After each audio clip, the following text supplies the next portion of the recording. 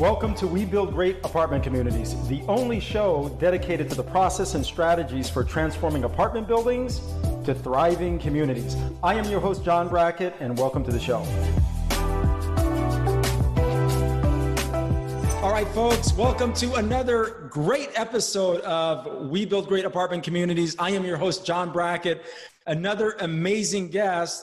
Of course, we find some amazing people. Lisa is no exception. Amazing person. Very excited to introduce her, doing some extraordinary things around the country. So this is going to be a great show. So I am going to share with you who she is. But first, I think it's very unique in that I think our audience now, they're starting to become familiar with our purpose, which is really reflective in our podcast title, which is, you know, We Build Great Apartment Communities. The purpose there being is we get to use real estate as a tool and vehicle to positively impact our communities and improve how people live.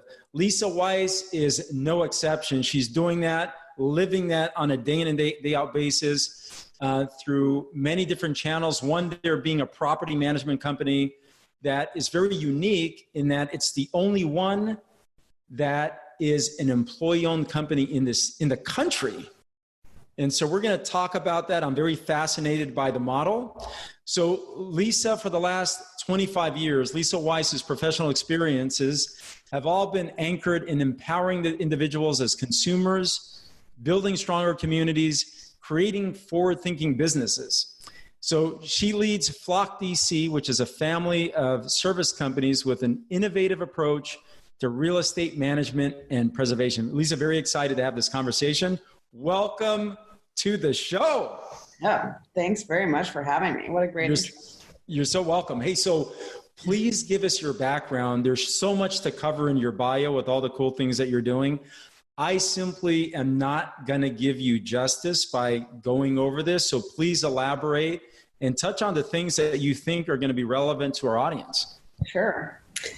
Well, I grew up in a small town in Haley, Idaho, predominantly, but we moved a lot as a kid. And so the idea of having a home base and having the security of a home base and the predictability of a home base wasn't really something I could enjoy growing up. Lots of transition, lots of insecurity. And I would sort of dream and creatively visualize as a kid what it would look like for me to have safety and security. And, you know, I also grew up in an environment where I was very lucky to be around a lot of people who were very values-based and values-oriented and wanted to do the right thing in their community. And so I had kind of two competing yet harmonious things happening at the same time, which is I really wanted to make a difference in the world, right? But I really wanted to make sure that I had stability and security in my own life. I pursued a nice long career in nonprofit management. I worked as a lobbyist. I worked as a policy consultant. I designed grassroots campaigns. I worked all over the country. I think being on the go certainly fit into my lifestyle. Like being kind of in new places all the time was okay until I realized that, you know, I was exhausted raising money, which is a large part of running nonprofits. Right. And I wasn't sure I was making a big difference. And I really wanted to just do a thing and get paid for it. And this is 2008. And along the way in my political career, I had pursued buying some property. I had a close relative who was ill, who I took care of for many years. And when he passed away, he left me everything, which was a lot of junk and one vehicle, a Honda Civic. And I sold it for $8,300. And I called my landlord who lived in Australia at the time, and I was living in Tucson. And I said, listen, I want to buy your duplex. It was an Adobe duplex, a 2-unit duplex. And I think it's probably worth $83,000. And he said, I think that sounds good. So I went to the library and I got a book on how to buy a house. And then I went to a used bookstore that had these like how-to kits with all the paperwork. Right. Bought that. I filled it all out. Man, I love that. We faxed things back and forth from Australia to Tucson, and I set up escrow, and we did the whole deal. I had my $8,300 to put 10% down on my $83,000 house. And since when we had very few fees associated with it, Of course. and I was suddenly a landlord, and that was just after grad school. And I made less than $20,000, and someone gave me a loan for the balance of that mortgage. And suddenly I felt like the whole world opened up. I had a home base, but I also had an income source in the tenant next door. And so my $575 mortgage at the time, I had a very high interest rate, like 8. Everybody was stoked I got an 8% interest rate. And once I was done collecting rent, my share was only $75 a month. And I thought, that's wow, incredible, right? This is magic. And not only that, but I was able to give my tenant and my neighbor a really great living experience. I improved that unit. She paid great rent. We hung out with our dogs in the backyard. I learned how to, patch the walls, fix the roof, tend to the plumbing, tile the floors, and that tactile work and creating a great living experience for somebody else like really juiced me. And I learned quickly that you could leverage one property to buy another. And after a little while, even though I was working in the nonprofit world and enjoying that, I had a pretty robust little side hustle as a property manager of my own property. Right. And then people would ask me if I'd manage their properties, and I can never turn down the offer for work. I add jobs, I don't quit them. I like that. I like that. Yeah. I really do. I can never turn down the offer for work. Love it. Yeah. It's hard for those of us that are just natural entrepreneurs to say no to an opportunity. So I wound up with a small but decent portfolio of properties that I was working with, and then I was executive director for a nonprofit. And, the market's tanking, the Dow's in the 6,000s. And I thought, God, I don't want to raise money for something I'm not even quite sure is making a difference. So I decided at that point that I could do basically consulting and part-time work, raising money for other organizations, but not have that be my core focus and not have the responsibility of running an organization, a nonprofit at that time.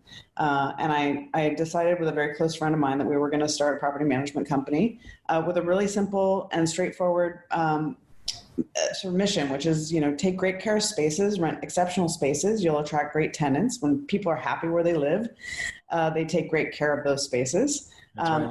And happy people equal happier neighborhoods, and happier neighborhoods lead to stronger, more robust and thriving communities. And be client and service forward, and take great care of those spaces. And if that's the brand and the mission, then I think everything else will fall into place. And it did. We grew really organically, one property at a time, but that was 2008. And, it's 12 years later. And, we have enjoyed, I think, pretty substantial success over the years, and done a lot with a very sort of early concept that we've built out and grown quite a bit ever since. Okay, beautiful. So there's a lot that you said in there, that a lot of little nuggets of value, right? So I'm going to unpack some of that for our listeners, but I heard a lot of little things that really stood out to me. So one of the things was safety and security. That was kind of the driver to you thinking about housing, right? And then the other was making a difference. Yeah. So you've been able to combine those two really, I think, feelings, if you will, right? And then your product in your language, you've been able to convert or focus on space. So it sounds like what you really have done is in your branding, you've focused on space as your product, and then you've used that to impact community, right? Because one of the cool things that you talked about, Lisa, that I really love is the focus on improving space as a driver for helping people, which and then equates to people taking care of those environments more because they're happy. And then, of course, when you have happy people and happier environments, they go out and they do great things in the community, right? It's this trickle-down effect. Why don't you think most landlords have been able to create that correlation? To be honest, I don't think they really care. Really? So talk about that a little bit. Talk about that, because I find that fascinating. There are certainly, and without a doubt, a lot of people that work in the industry that care about community, but it is not modeled as something that will add value to your business. And in terms of scalability, I find that most property management companies hit that 200 unit mark. They find that they're profitable at that point, provided they keep their staffing costs low enough. Right. They create a legacy business for themselves and their family, and then they just sort of, they cap out there. And at that point, sharing, either sharing profits with the community, giving back financially or otherwise, investing in your staff, sharing ownership with your staff is counter to the idea that you're creating this legacy business that you can sort of hold on to and create value and wealth for yourself. So for me, I think in order for people to be truly community oriented, you have to be willing and eager to water down your own assets a bit to invest in that community. Sure. I think the flip side is that you're actually going to be a lot more successful. So it's not modeled well across the country, and I've been disappointed to see that. That community often just never comes up in those management conversations. And yet for me, there's no other kind of business that I want to be in. So we measure profit in the number of great jobs we create and the impact. I saw that. Yeah. And we've never changed that. Now, we obviously want to look at metrics, and we want to look at growth and trends and year over year this and year over year that.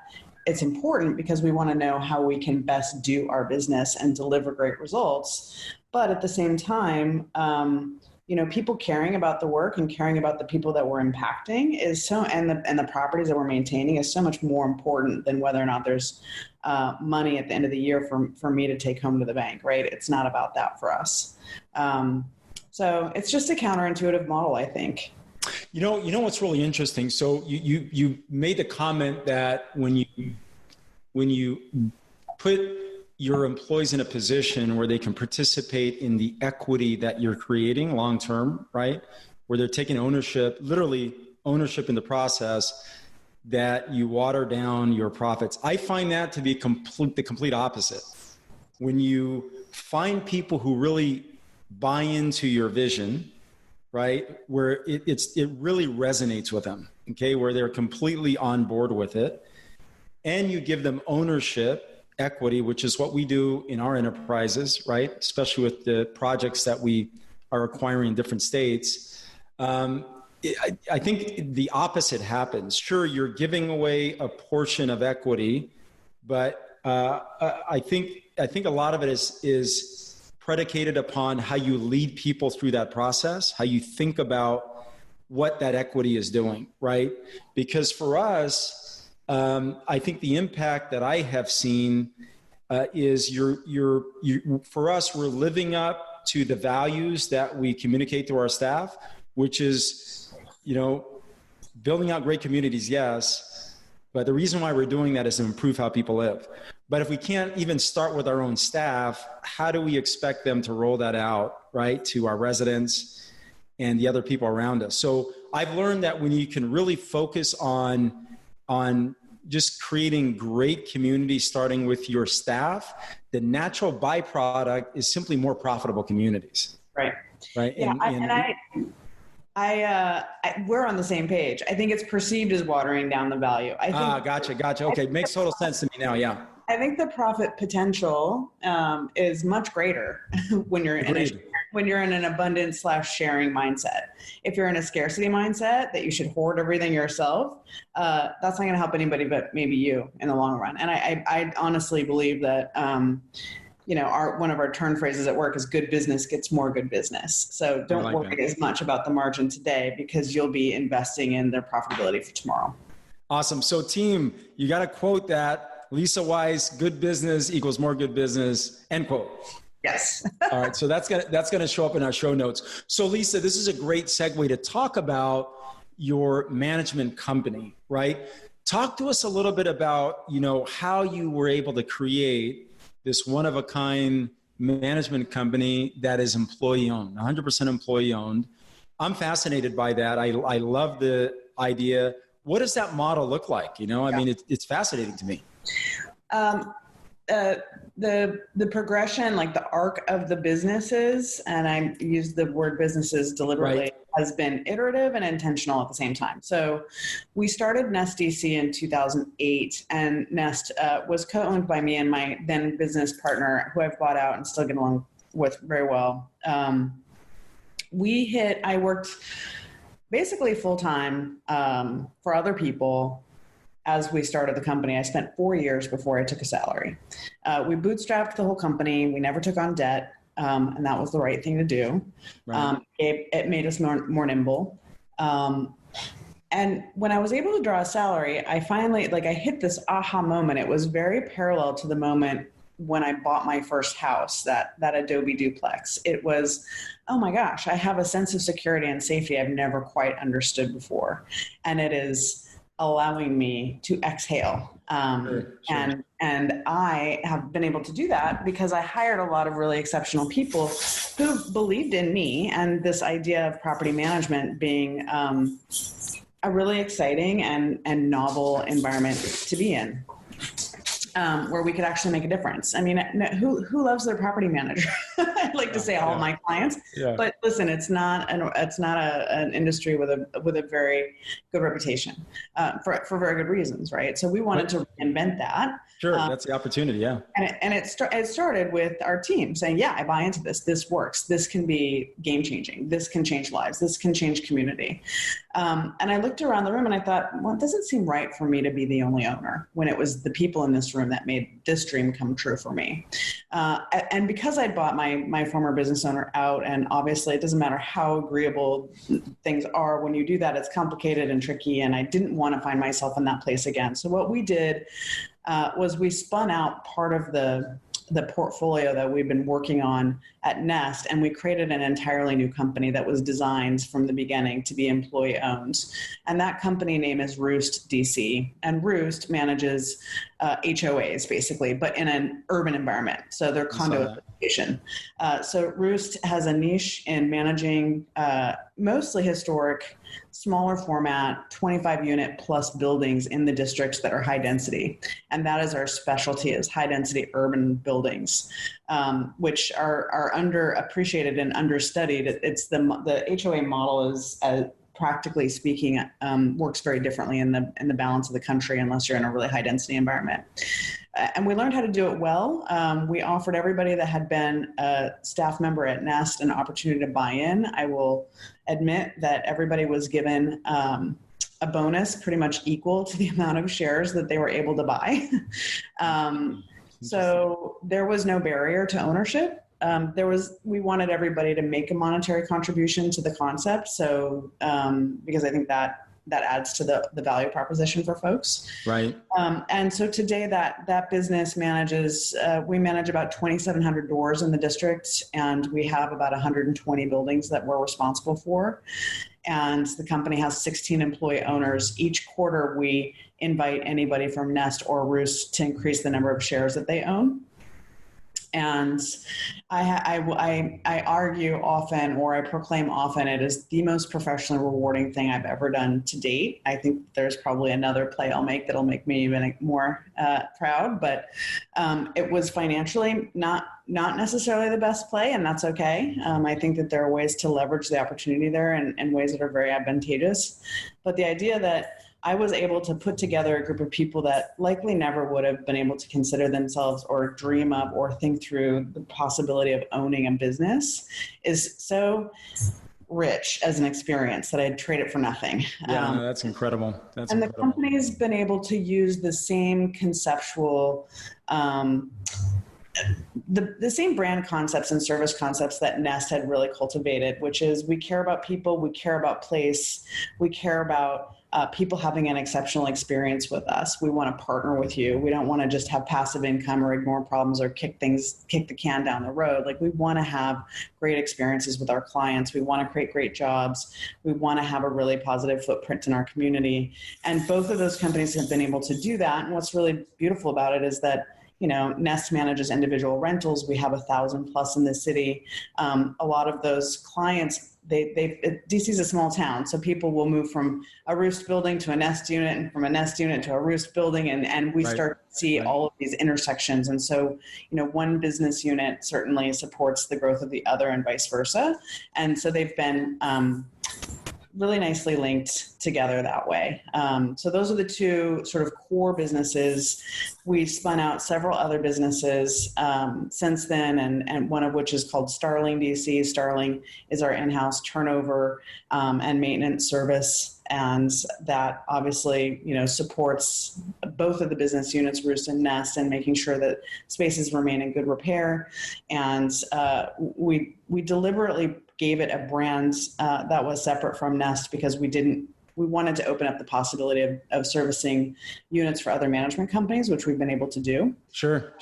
And so I always believe there's a lot of business for everybody, but it's been tricky for folks to nail down how to do in-house maintenance. I think anybody in this business will agree. I think it's particularly challenging when you're in an environment like Washington, DC, where anybody working in the trades is harder to come by. Right. And there's just a smaller pool of quality team members for that work. And you're saying that that's because of the high demand for quality trades folks, right? Yeah, it's high demand and high cost of living in the district, and people can't really afford to live where they're working, and that's a problem in and of itself. So, and it's just hard to manage the trades in general. Because you have so many different kind of competing traffic issues, right? Just the logistics around getting people where they need to be, and quality control, and all those aspects are harder to do. So, we became a licensed general contractor so that we can serve ourselves, which I think worked and made us more nimble and effective as a management company. That's great. And then our last product that we're in mid-launch now is called Birdwatch. And Birdwatch is a property management program where we actually do management services for people that live in and own their homes. So for everybody that says, I love owning my own home, but I wish I could call my landlord, we're taking those calls. And it's a subscription-based service. You pay a monthly fee, and then you have access to our ticketing system. You can put in a maintenance request. We can talk. So Lisa, let me ask you some questions about that, because that's kind of fascinating to me. So is that like an Airbnb? No. So are they living in the home? Correct. Yes. So what is the value then that you're providing someone that's actually living in their home, but hiring you as a manager? I don't understand that. When's the last time you were running out the door and you realize the toilet's broken, or the garbage disposal wasn't working, or fill in the blank? Okay. And you do not have time to get to that repair, to coordinate it, to wait for the person, to deal with, who are you supposed to call? I don't actually know what's wrong with it. If you can know that you can just, as you leave the house, you can put a maintenance ticket in, and within the next 48 hours, that issue is going to get resolved. Got it. That's the value proposition. Got it. Okay. Makes a lot of sense. So the service that you're providing is maintenance, all right, and peace of mind. So you are their maintenance warranty. So they're paying you a monthly fee. Now, is that monthly fee, is that structured as a membership fee, and then, you charge per service as well? Or right. Got it. Okay. Makes a lot of sense. Yeah. Makes a lot of sense. And I think that's very smart, very wise. Yeah. Especially in high density markets, right? I can really see that in high density professional markets like DC. I can see people, subscribing to that and seeing the value in that. Yeah. And it's an easy sell. It's a nominal monthly fee. And part of that includes us documenting someone's house. So we track all of their systems, refrigerator filters, air filter size, when does the seasonal maintenance get done? They can opt into having all of the seasonal maintenance scheduled proactively for them as well. So they just don't have to worry about maintaining their home in the same way that they did otherwise.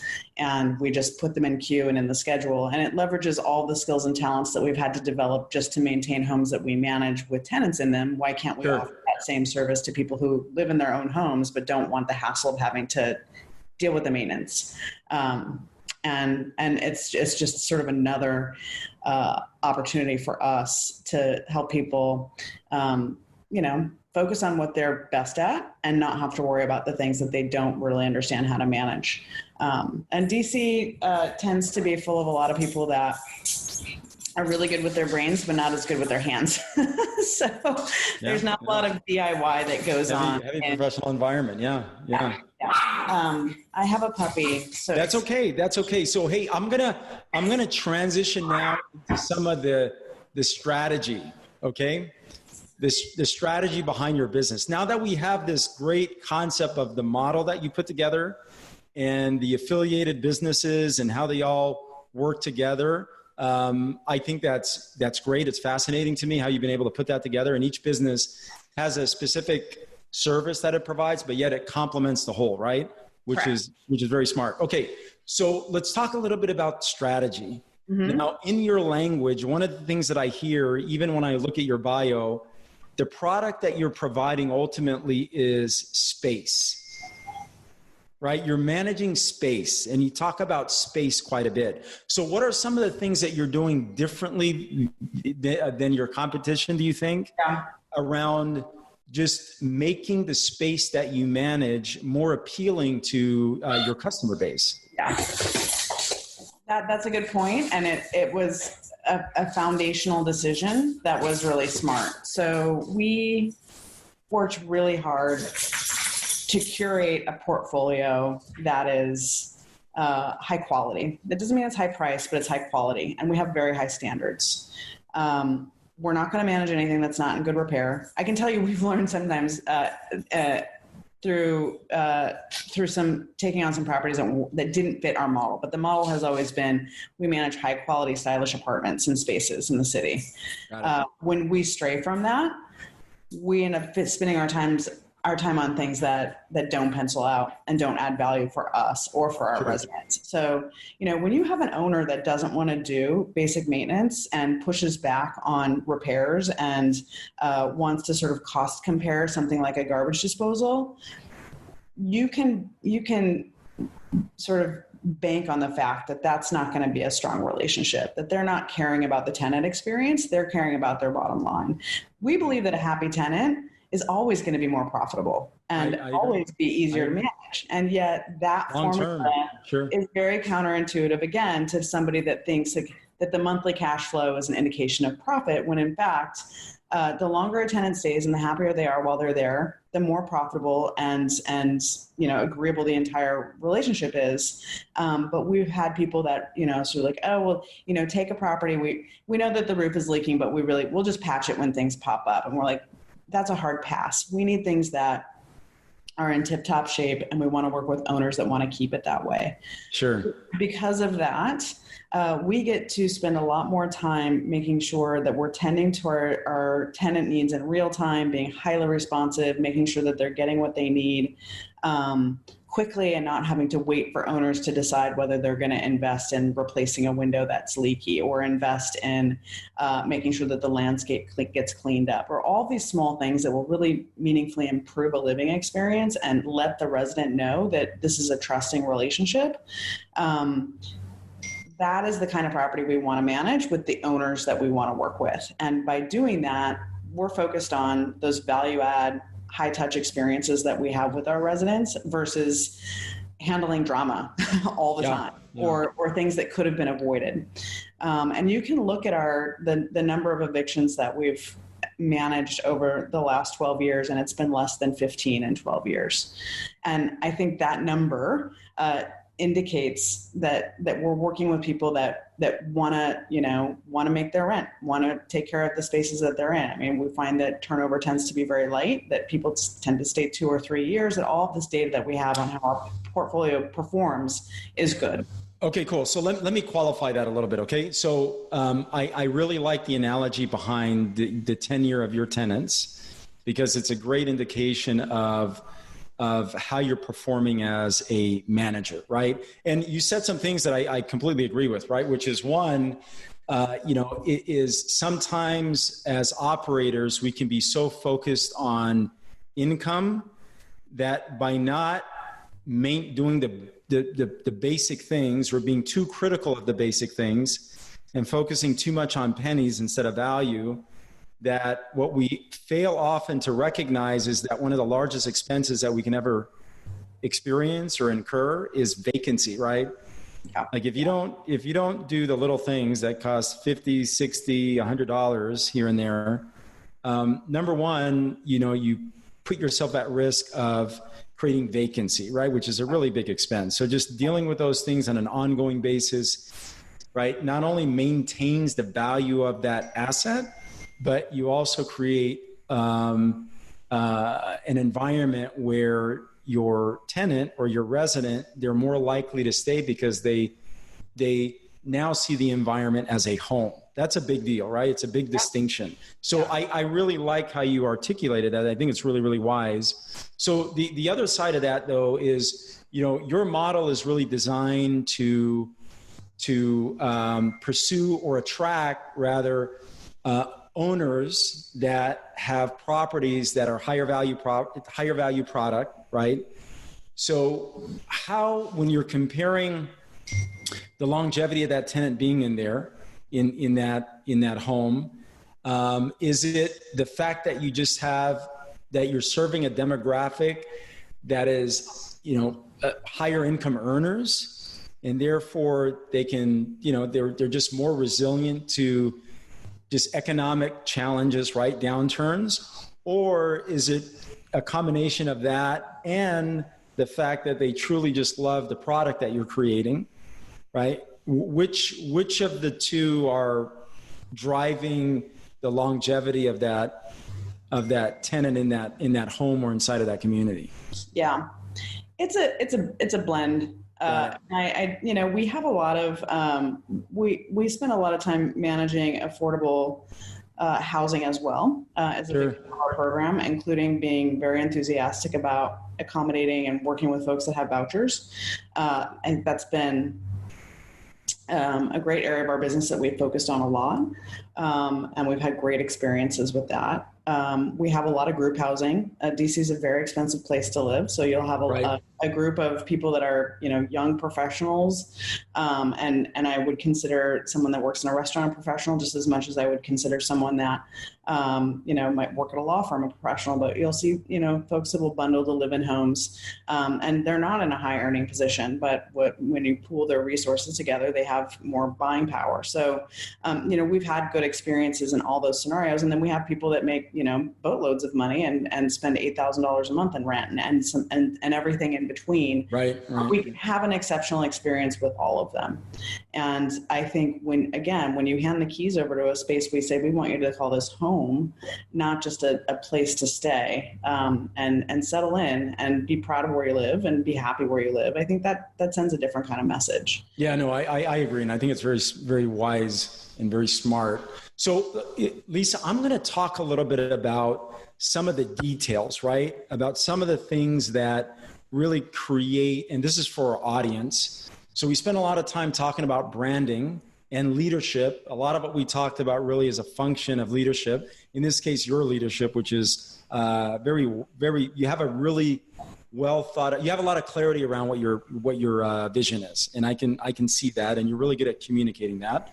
And I'm sure it's reflective in how your staff approaches your business. Now let's get into some of the details. I always say that the money is in the details, right? The money is in the details, especially with property management. So one of those areas is with leasing. So leasing a property. And then the other, of course, is with repairs and maintenance, to your point earlier, right? Yeah. So let's talk a little bit about some of the things that you've learned over the years that on the leasing side of the business that has proven to not only create a better experience for your tenants, but just more profits to your operators, your owners.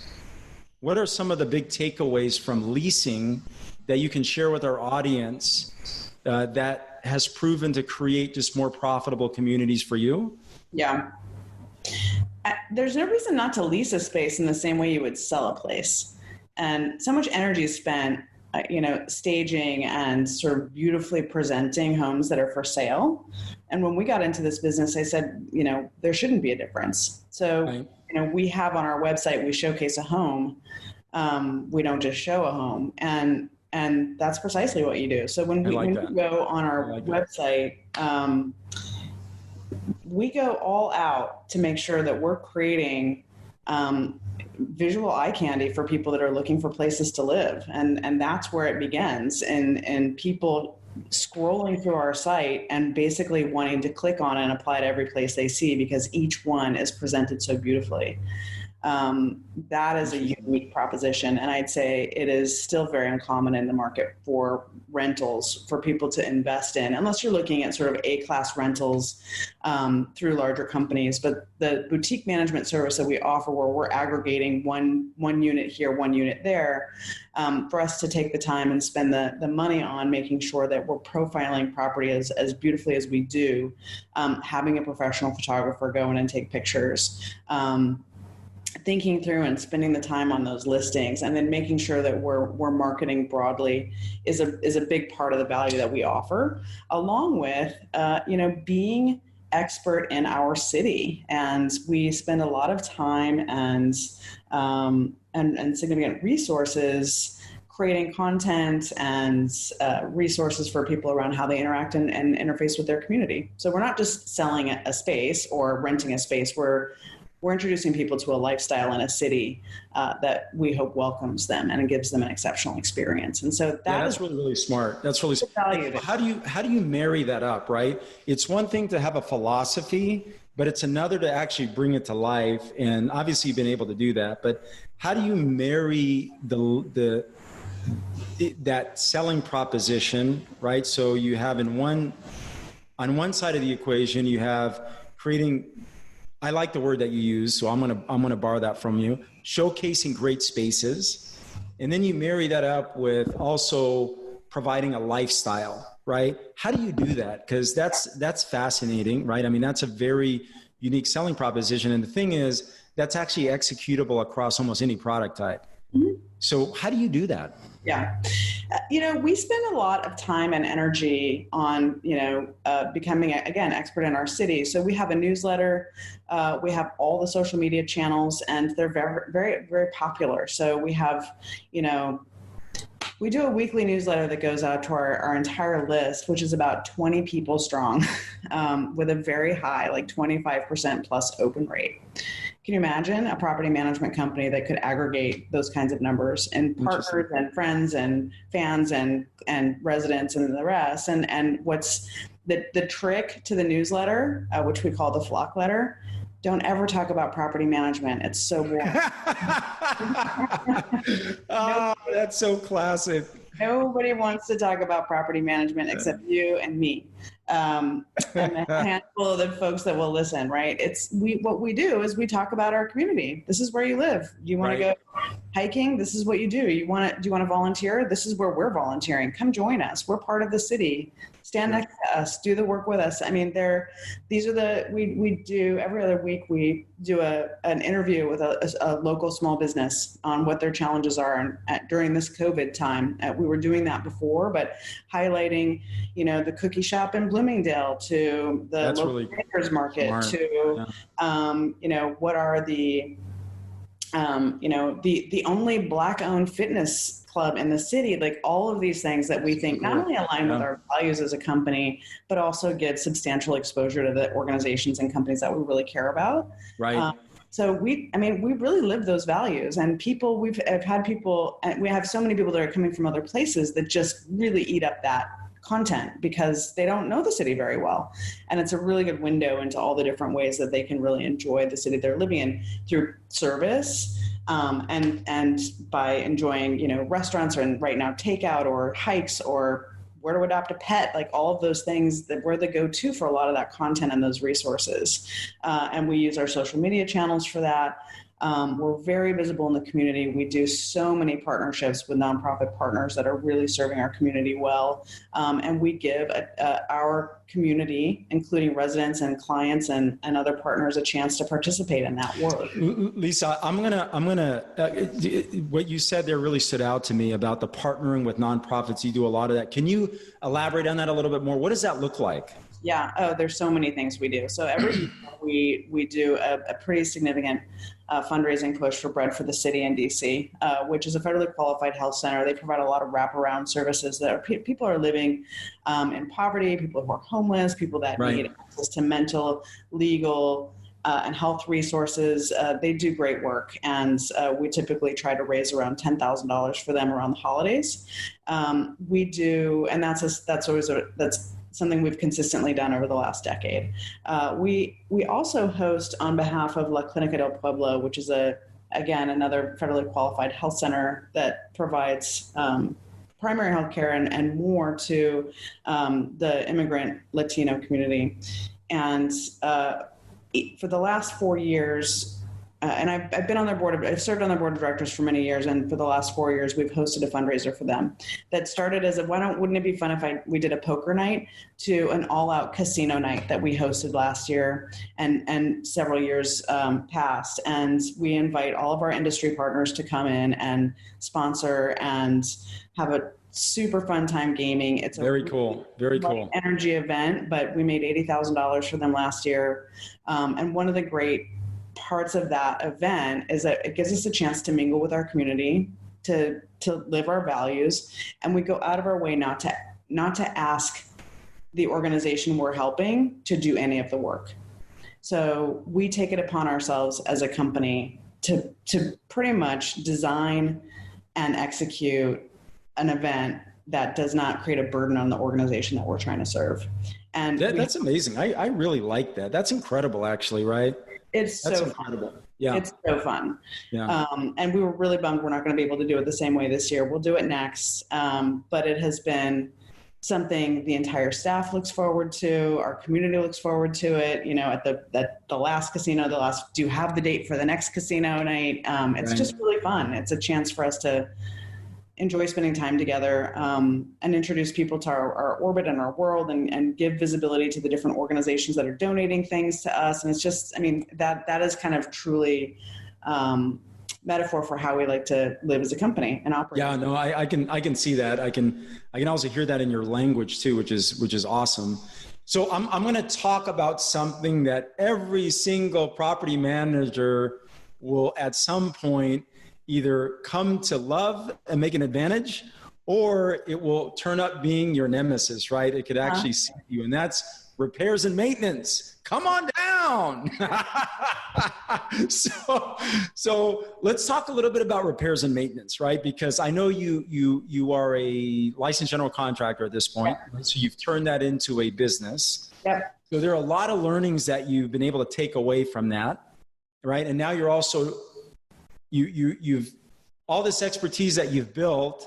Now you've also have figured out a way to create other revenue streams, to your point earlier, right? And now map that over to working professionals who just don't have the time to do those things, right? And you've been able to monetize that and for sure create more jobs in the process. So share with us some of your greatest lessons learned with repairs and maintenance, and how you've been able to do that better to create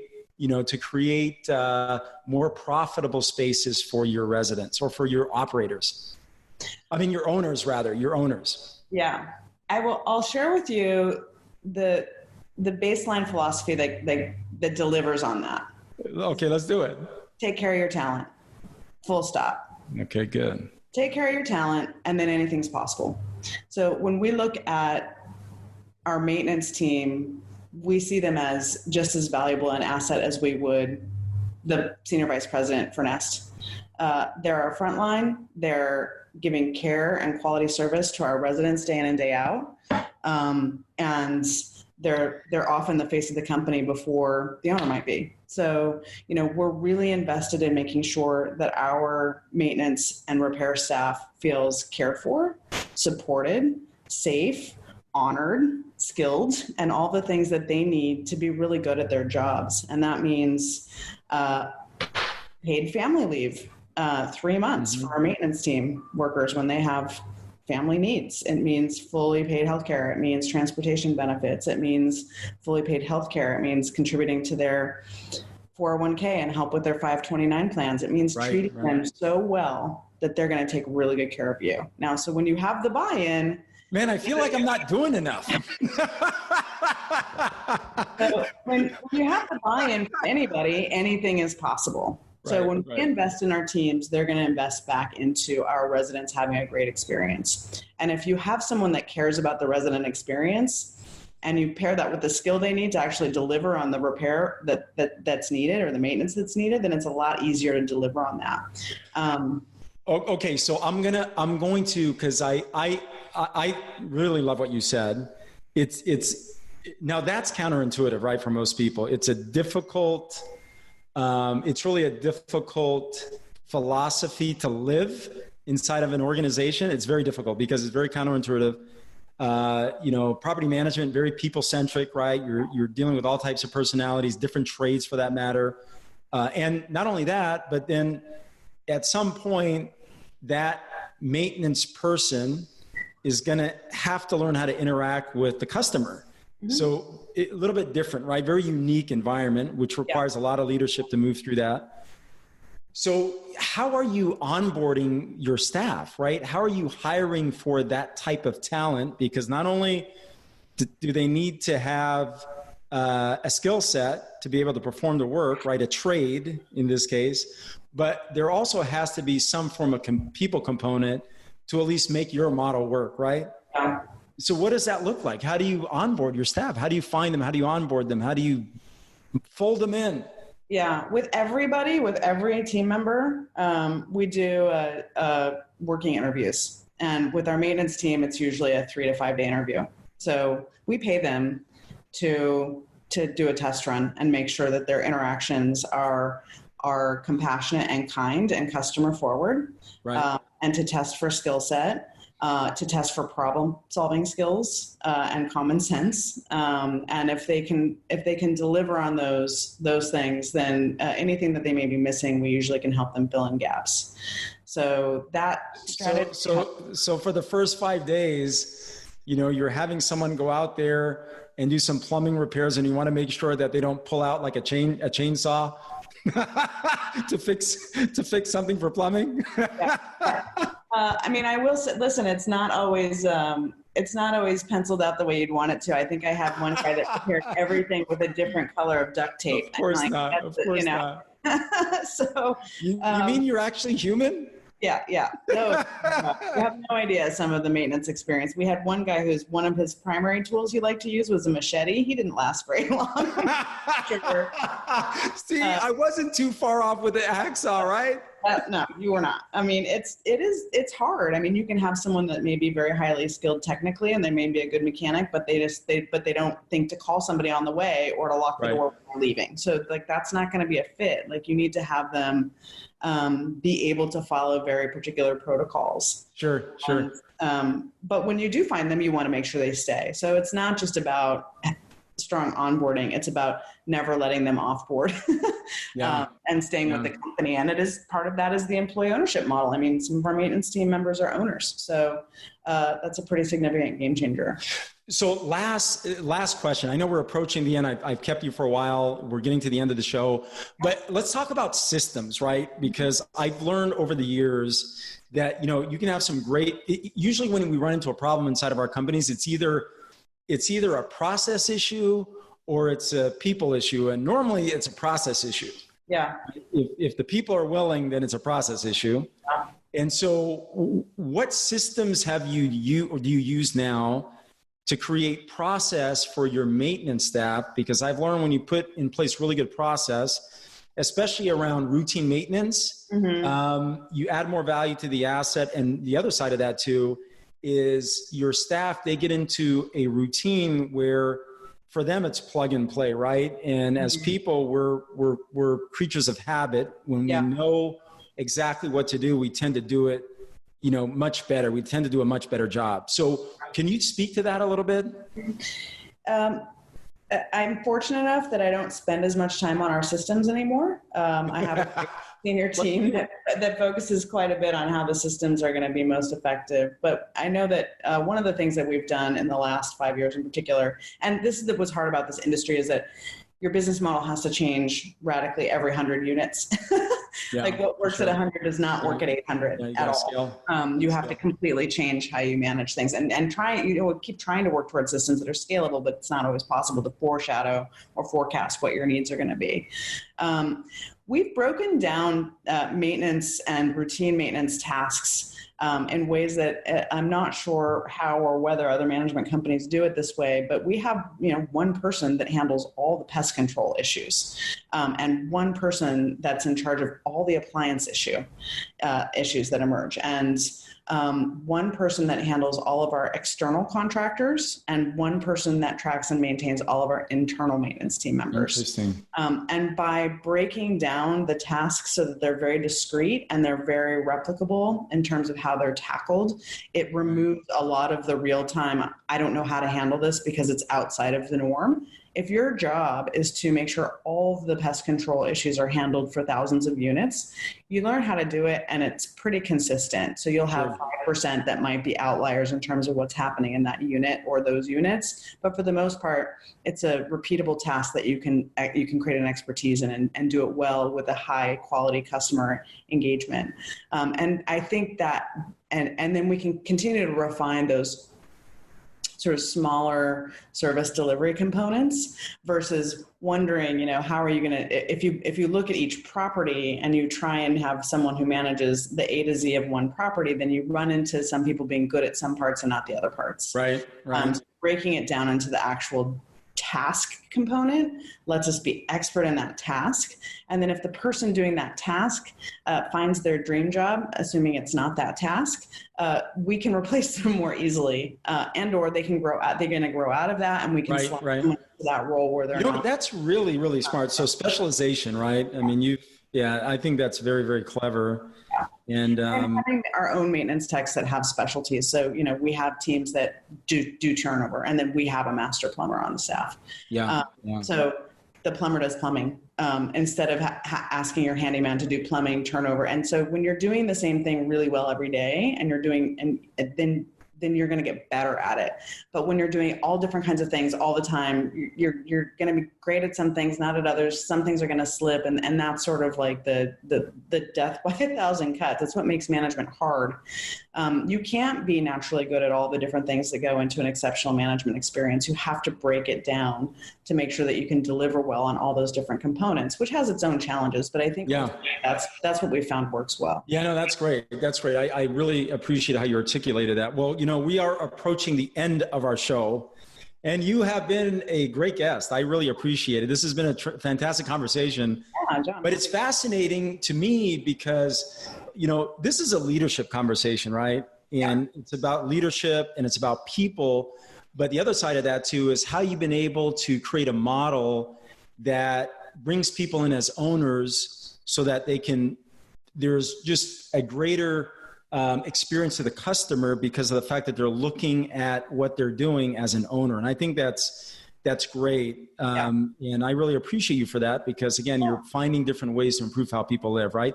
And to your point, you're actually living that out, which is to me really, really cool. That's what we're I'm going to summarize some of the things that we talked about for our audience, okay? Because I'm going to grade you. I'll give you a letter grade. I'm sorry? I'm going to give you a letter grade at the end. Okay, let's do this. I love a challenge. So the first thing is you talked about safety and security. Okay, those are big things for you. And that was really one of the drivers behind you wanting to, that was one of the drivers behind home ownership for you or spaces, as you put it, right? And of course, you wanted to make a difference. And so you found an opportunity to do that through home ownership and of course, through providing spaces. And I really liked how you articulated that.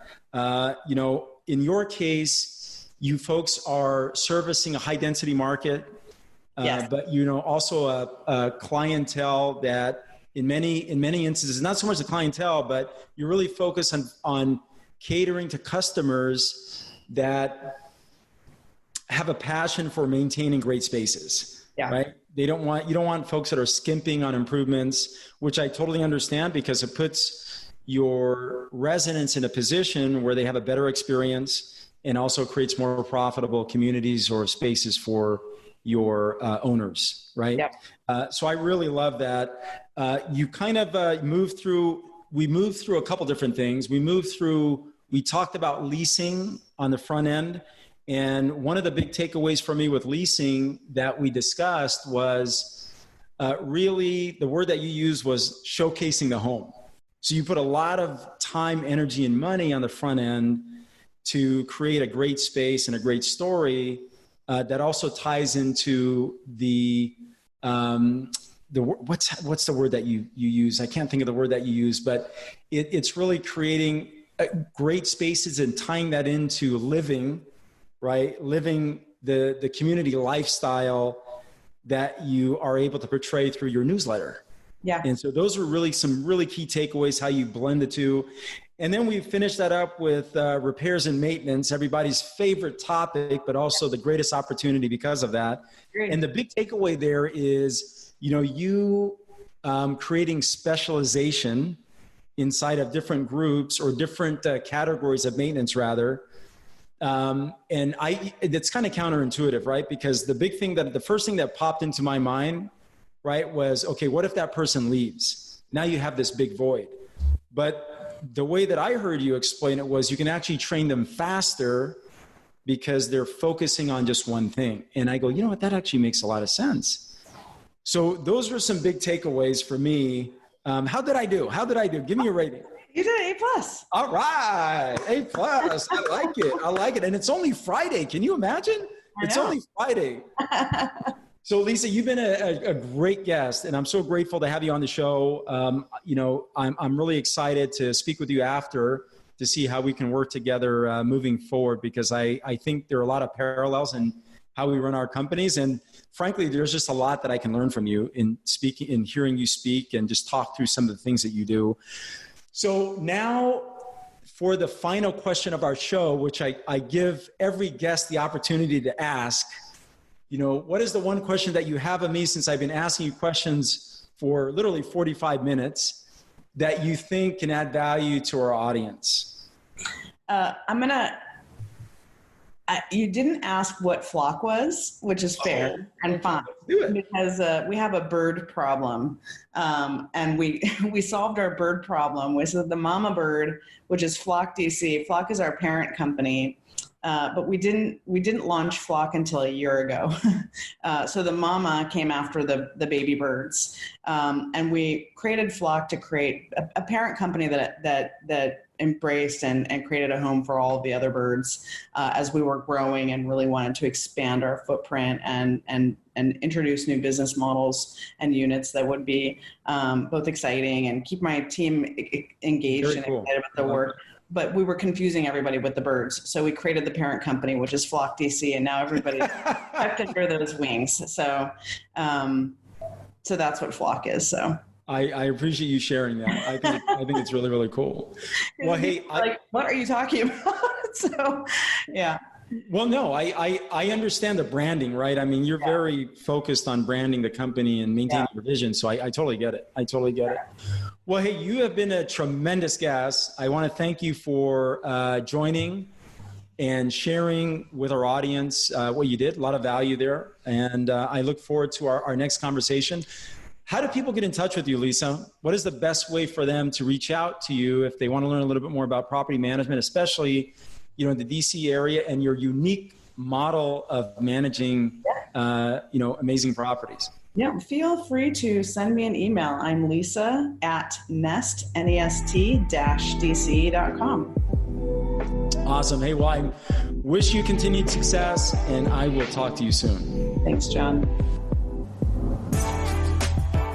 Clarity of purpose creates our greatest competitive advantage. When we transform apartment buildings to thriving communities, we improve how people live and create assets with high profit margins. Don't forget to subscribe, like, and share this up with a friend. I'm John Brackett, bringing you things you can implement right away.